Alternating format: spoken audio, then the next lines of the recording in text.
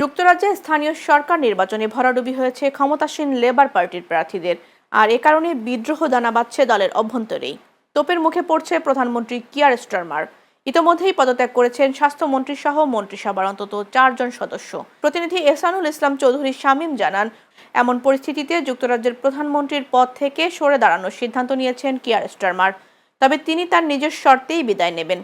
প্রধানমন্ত্রীর ঘনিষ্ঠ মহলের বরাতে রোববার এক বিশেষ প্রতিবেদনে এ খবর জানিয়েছে ব্রিটিশ সংবাদ মাধ্যম ডেইলি মেইল।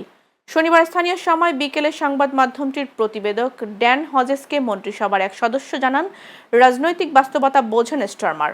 চলমান বিশৃঙ্খলা আর বেশি দিন চলতে দেওয়া যাবে না, তাই তিনি এটা ভালোভাবেই অনুধাবন করতে পারছেন। স্রেফ মর্যাদার জন্য নিজের ইচ্ছে মতো সময়ে পদত্যাগ করতে চান স্টারমার। মন্ত্রিসভার আরেকটি সূত্র জানিয়েছে, পদত্যাগের ঘোষণা ঠিক কবে নাগাদ আসবে তা এখনও স্পষ্ট না। তবে স্টারমারকে এখনই কোনো মন্তব্য না করার পরামর্শ দিচ্ছেন তার কিছু প্রবীণ সহযোগী।